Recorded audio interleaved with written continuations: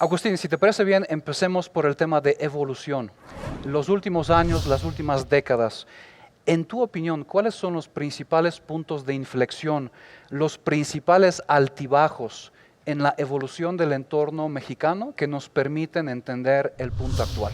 Sí, gracias, Mash. Bueno, a mí me parece que lo que estamos viviendo hoy en día, pues si a alguien le parece problemático o como un entorno de oportunidades, tiene una razón de ser histórica. Los problemas o las oportunidades que se presentan hoy en día no son obra de la casualidad ni son de manufactura muy reciente. Por mencionar simplemente algunas pinceladas de ese proceso de transformación o algunos hechos importantes, bueno, tenemos desde el mismo Tratado de Libre Comercio en 1994 o la gran privatización de los medios de producción que eran propiedad del Estado mexicano y que todo eso se fue liberalizando a lo largo de estos últimos 30 años.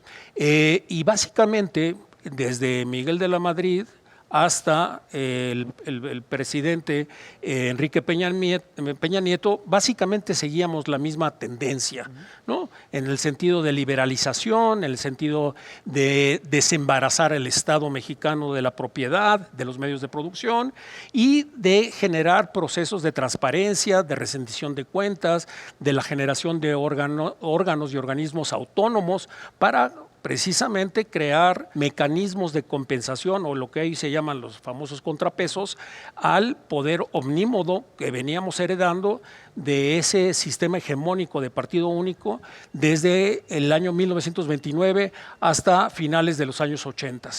Y eso se fue, esa transformación económica tuvo su repercusión, como lo venía diciendo, en el ámbito también de la liberalización política y liberalización social, haciendo precisamente o reforzándolo con todas las reformas en materia institucionales, en materia económica, política y social. Así llegamos al año 2018 y hoy en día, a 3 años de ese 2018, hoy podemos decir claramente, sin lugar a dudas, que es un parteaguas en la historia de, por lo menos, del último siglo, un parteaguas importante por las intencionalidades y los hechos que se han vivido en los últimos 3 años en nuestro país. Entonces, ¿cuáles son, me parece, los puntos relevantes en ese trayecto, en ese proceso que hemos vivido en los últimos 30 años?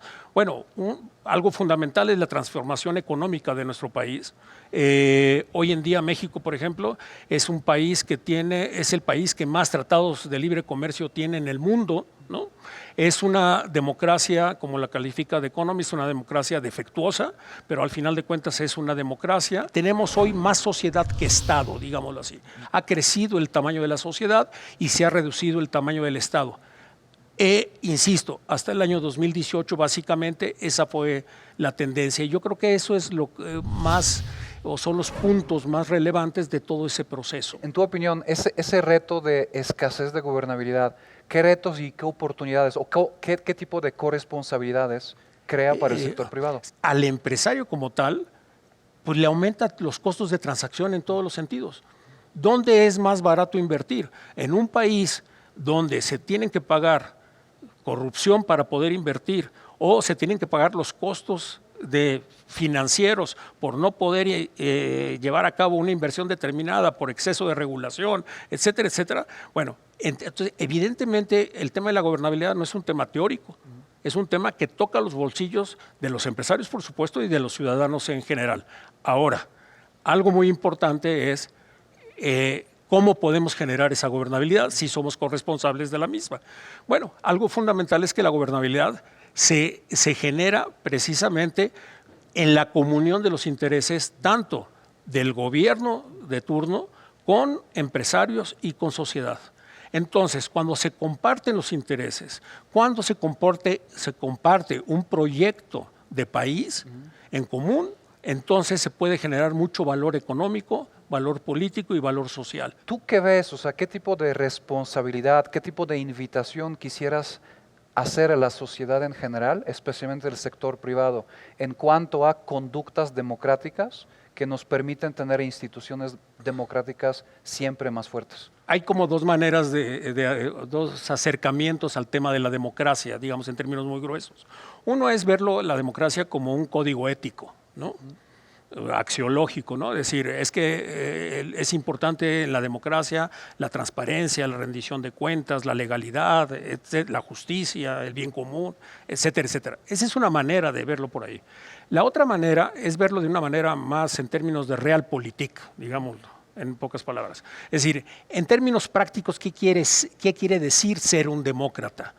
Pues un demócrata básicamente es una persona, ¿no? Político, empresario, ciudadano, quien sea, es una persona que cumple con la ley, que rinde cuentas, que considera a la persona de junto como persona y no como un instrumento o un medio para conseguir sus fines. Por tanto, una democracia, si hablamos del sistema democrático, solamente se compone básicamente de dos elementos: instituciones democráticas y actores demócratas, ¿no? Entonces, no podemos pensar ilusamente que simplemente generando reglas del juego o instituciones llamadas democráticas se genera la democracia. No, la democracia tiene que ver con los demócratas y no puede haber un sistema simplemente con instituciones democráticas sin demócratas, con autoritarios. Porque lo que acaban haciendo los autoritarios generalmente es precisamente minando o rompiendo, echando a perder, degradando las instituciones llamadas democráticas. Y con eso se derrumba el sistema mismo.